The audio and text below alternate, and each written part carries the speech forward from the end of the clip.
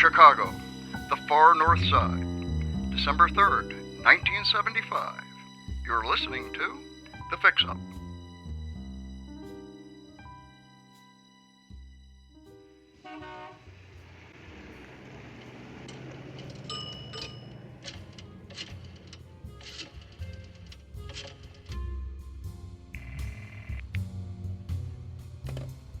You were right. Of course I was right. Who is this? It's Lou. I'm talking about Nast. Nasty who? I don't got all day. The publisher, Nast. The one with Hefner's car. God damn it. Oh, it gets better. He was meeting with Johnny. Johnny R? Johnny wanted him to publish his memoirs. His what? His biography. Tell-all shit like Joe Valachi. Damn it. Johnny? Are you sure? A simple lie. Who told a lie? A simple lie. That's what Johnny wanted to call the book. Things are falling into place. They are? Abe Goldman called. Told me he took Hef for a spin in one of his new cigarette boats. Goldman? In Miami? He said Hef. Left a satchel behind. With a manuscript in it. Hello? Yeah. I'm here. Say something already. If I want to have a conversation with myself, I'll go to the bathroom and shave. What else did Goldman say? Not much. Most of the paper was ruined. Ruined? Water damage. But there were some pages about Johnny. Cuba. Guatemala. All that shit. I'll pick it up for you. Next time I fly down. You been down there? Twice. Don't worry, the cops ain't got a clue. I told you not to go down there. This was for something else. My own time, my own dime. The cops ain't found anything. If it was up their ass, maybe. It's the feds I'm worried about. Johnny talked to him. I know. The Senate hearing. My guy in D.C. said they got into the whole Cuba thing. What about Tampa? No one's put it together. But now they want me in D.C. Oof. What does Sydney say? Sydney says go. Take the 5th. They're not gonna like that. Tough tits. I got enough dirt on half those senators. Don't get angry with me, Sam. Are you gonna take care of this pain-in-the-ass publisher? Today. I told you. Did I not tell you? It's under control. Come by tonight after you're done. I'm cooking sausage and peppers. Like the time at Pontchartrain. Remember how Carlos acted? He couldn't get enough. He couldn't believe anyone outside of New Orleans cooked like that. I guess you showed him. Stop by. Got a friend of ours coming from out of town. He may have some work for you.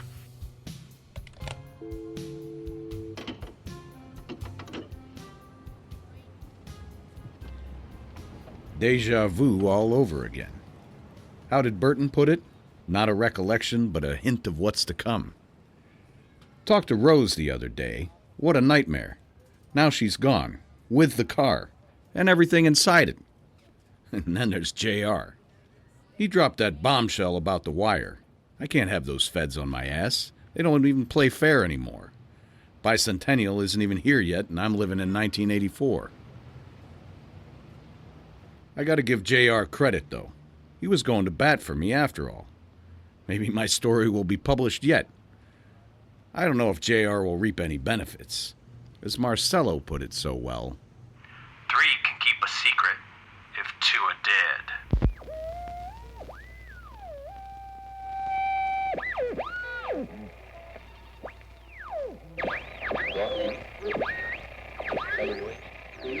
Meanwhile, at the corner of Jarvis and Michigan.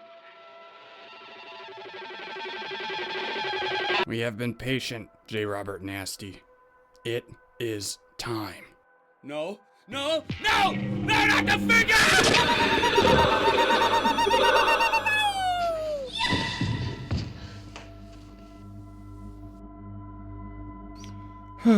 That was no fun. He fell over. And now we have no idea where Lou, Just Lou, and John Roselli have hidden Ur-Rado. what the natives refer to colloquially as the wheel. It's not my fault, Fred. It is not my fault. Of course it is your fault. You insisted on force. Hurry, reinstall the recorder. Oh, I feel like applesauce. Quickly, Fred, the kitchen, out the back. Anyone home? Just a moment. The microphone. He's coming.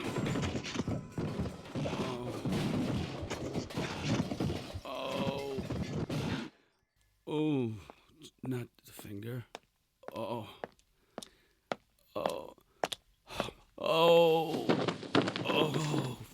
JR, what the hell are you doing lying on the floor? Where am I? 3 sheets to the wind by the look of it. What? What's going on? You're on the floor. Get up. How? Jesus Christ, how did I... Your door was unlocked. I let myself in.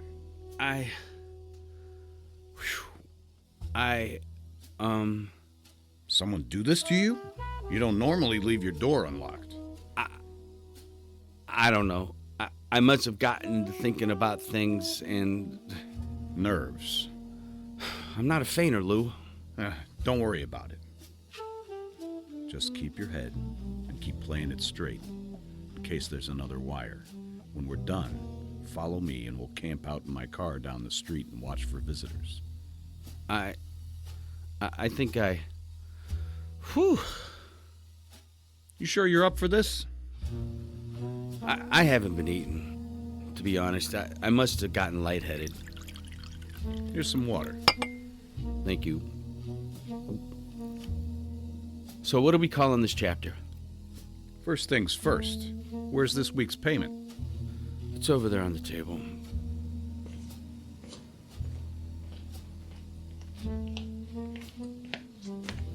Very good. All right. Let's call this chapter The Get Up. The Get Up. All right, go ahead. Let's see. We left off with me under the streets of St. Louis in a tunnel used by Schnickel Fritz Brewery. Earl was dead. A crazy broad with a knife had fled the scene. She said something was under her skin. What was that all about? Like something had burrowed into her. Ticks or parasites. Something driving her crazy. Did you look for her? Look for her? Do I look like I have a big S on my chest? With the cape and all? Yeah. Shed some pounds and sport the tight leotard, Lou. You might look like a superhero. What I looked for was a way back. But the woman with the knife. Have you ever fought a crazy person? When their adrenaline is pumping, anything can happen. Okay. So you found your way back. I hate to admit it, but I had not paid close attention on my way in. I remember being down there and thinking about Poe's cask of Amontillado. Why? Were you thirsty? Apparently you're not an Edgar Allan Poe fan. Quoth the raven, never ever. Yeah, Poe can be a bit dry. There is one line of his, though. It stuck with me over the years. Yeah, what's that? Who has not 100 times found himself committing a vile act for no other reason than because he knows that he should not? That's, the Legend of Sleepy Hollow. Well, at least you didn't shout out Shakespeare. You said it was Poe. It's from The Black Cat. I can't believe you work for the outfit. You should teach English, really. I don't work for anyone. And there are many kinds of education. Well, I'll tell you, I prefer dunce caps to concrete shoes. You wouldn't have to wear either if you just did as you were told. Who has not committed a vile act even when told he should not, Lou? Okay, come on, the story, let's go. All right. I heard the strains of a radio serial. Something vile and silly. The kind of thing you'd like. How do you know? How do I know what? That it was a radio serial. There was a tinny organ playing, and the narrator's voice boomed in a manner typical of those shows. Okay, so you were lost. I was exploring. Then I saw the silhouette emerge from the shadows. Hello, Stefan. Imagine seeing you here. You found your way off the train. The time for parody is over. Listen to me. When I tell you, you're being observed. Observed? You were assigned a task, Stefan. Do I need to use your middle name too? The way your mother does? What do you want from me? It's not what I want from you. It's what you need. I'm listening. They say listening is not understanding the words spoken. It's understanding why the words were spoken in the first place. At our first meeting, I gave you some advice. In this, our second tete-a-tete, I'm offering you a warning. Pray we do not meet a third time. Go ahead. Go back. Back? Back to where you missed it, Mr. Earwax for brains. That little voice. You ignored it again. Yeah, he was right. The storm sewer. I'm sensing a recurring theme here.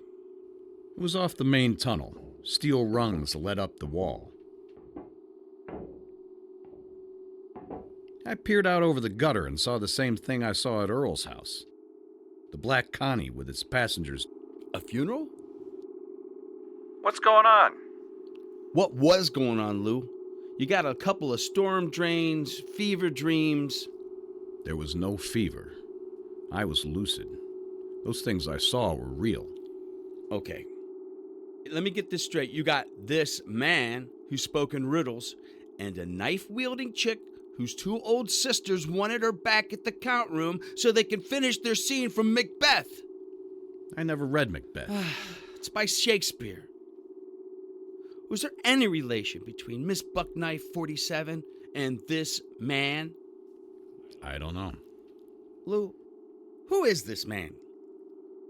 All I know is that he was wearing some kind of getup, with a sharkskin suit and the penciled-on mustache.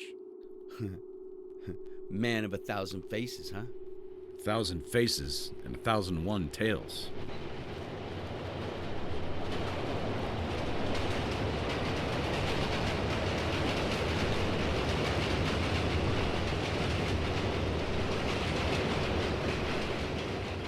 All right, so you left poor old Earl in the sewer. Well, it's not like I was gonna buddy carry him home. He stole that money from the all-around. It's a simple question. You make me sound heartless.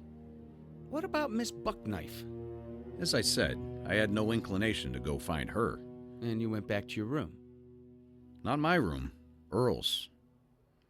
I'd like a double cheeseburger with onion rings and a shake. Room service? Well, that way I could charge it to Earl's account. Jesus, Lou. I needed to refuel. Did you? Yeah, but the food made me sleepy. Well, at least you're a member of the Clean Plate Club. When I woke, I made another call. I'm gonna go out on a limb here. You ordered breakfast. Front desk. I'd like to place a local call.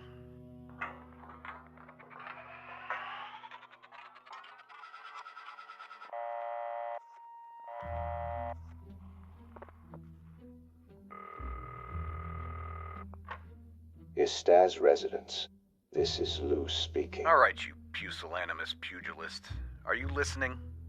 Sam and Johnny want you to play ball. Who is this? Play ball, or you'll end up like Earl Schultz. Earl Schultz. What the devil do you mean? Check the tunnels under the post office near Union Station. He's wearing a nice new smile. Ear to ear. Hear me? A smile. Ear to ear. I am listening. Are you?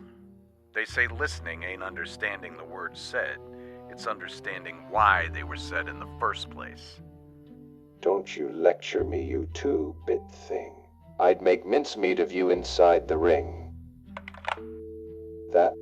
He hung up? Pusillanimous pugilist? Tell me you didn't say that. The broader the vocabulary, the broader the mind. Okay, Professor. What happened next? Without the purple prose, please. I headed back to the Midway. and bought a ticket back to Chicago. As it turned out, the train was late, so I decided to grab A candy bar. an issue of Strange Stories. I remember Strange. It was famous for its long pieces. Sort of like the story, which goes on and on. You're acting surly. Want me to spell surly for you? The issue featured a Frederick Brown story, What Mad Universe. The story's protagonist was an editor of pulp magazines, not your typical space opera. Was it his imagination, or was the night drifting through the doorway? A palpable gaseous blackness. Whatever was out there. The train to Chicago is now arriving. Once I boarded the Bluebird, Can you point me to the dining car? Another meal. Lou. Lou, I thought you were staying. I thought you left yesterday. I had a change of plans. Did you hear about the accident? Accident? My mother called. There was an explosion at Earl's house, a gas leak. Now no one knows where he is. Ah, isn't he still in St. Louis? He was supposed to meet me to see the new Robert Mitchum movie, but he never showed. Then Uncle Lou told my mom he had a strange call from Earl, something about being followed. Followed? Mom thinks Earl is in trouble, and it's because of Lou. Huh. Why would she think that? She says Uncle Lou mixes with the wrong kind of people. People who do anything for money. Why are there people like that? Why is there so much greed in this world? And this year's Academy Award goes to young Lou. well, I had to say something. Then I looked into her eyes. Explain how a person looks soulfully into the eye of a woman wearing an eye patch. Hey, smartass, you keep making cracks about how long this takes. Where was I? Her eye. I never noticed how dark they are. I have my mother's eyes. Shouldn't you give them back? Oh, it's okay for you to make eye jokes. She tried to stop laughing and blew a bubble of snot from her nose. Romantically speaking, I had the tactical advantage. You're funnier when you're not trying to be. Ouch. I deserved it. Anyway, I felt this flutter in my stomach. Lou, for Christ's sake, come on. What? It's like you're begging me to crack another joke about food. Anyway, that's Uncle Lou for you. Lou Istas was her uncle? And Earl is your cousin? He's a little slow. I pretended to agree. Lost in those big eyes. Or were you just dreaming of cheeseburgers? I'm gonna turn your face into ground chuck if you don't cut the malarkey. Lou Istaz is your mother's brother? Yeah, Mom refused to come out here. Because of your uncle? Now I have to go home. Because of your cousin? Earl's more like a brother, but he's not my cousin or my brother. Oh, brother. Maura leaned in and touched my arm. Then I had this thought. The dessert menu. Why did you really come to St. Louis? As far as the interrogation was concerned, she gave Sam G the run for the money. I told her, Delivering stuff. For Bobby Testa. Sort of like a courier. That doesn't sound very exciting. I hope you got to do a little sightseeing at least.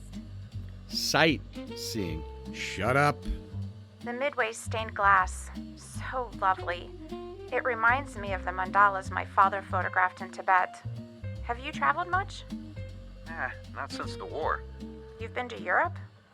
The Pacific. I told her about the Solomons and Okinawa, stuff I never told anyone. My team of UDTs, UDTs? underwater demo team. We shipped with the others before the invasion. D-Day? Not the one you're thinking. Okinawa, near Japan. I'd love to see Japan. Okay, I'm just gonna let that one lay right there. Thank you for not interrupting. My team cleared the reefs so the landing forces wouldn't tear the hulls of their Higgins boats. I'm sorry, what's a Higgins boat? What is a Higgins boat? Amphibious craft. The ones that look like washtubs. They ferry platoons to the beachhead. coral in the mouth of the Hija. After UDT-16 finished, You had numbers for names? our teams had numbers. After we cleared the objective, What do you mean by clear? blew it up. What about the fish? We told them to swim away before things got too hot. Oh, Lou, those poor creatures. I think about them every time I order the fish fry at Rollers. Nice, Lou. You really know how to turn on the charm. Yeah, Mora didn't approve, but she did listen. Politely. I wouldn't say that. I said politely. Okay, I get the hint. I've been patient, even kind. Don't mistake my kindness for weakness. Okay, I stand corrected, man. I'm sorry. From there, we went to Naha, then Shuri, then even further south. What did you do during that time? Surf fishing, volleyball, clam bakes. We invited the locals, but... Sniper, down! Keep down!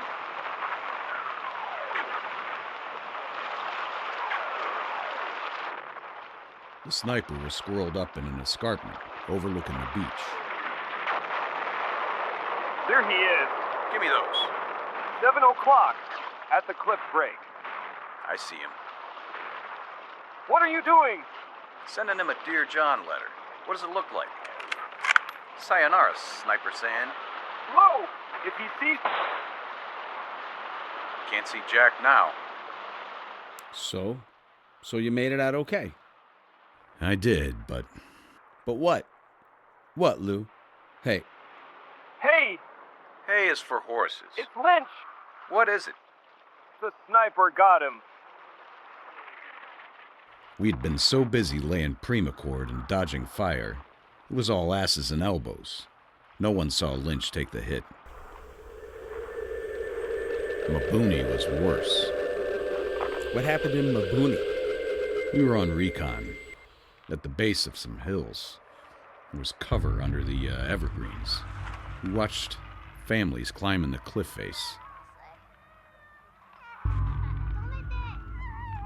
Then they flung themselves. Japanese had convinced the locals that the U.S. troops would rape their wives and daughters. The kids were screaming. Jesus Christ.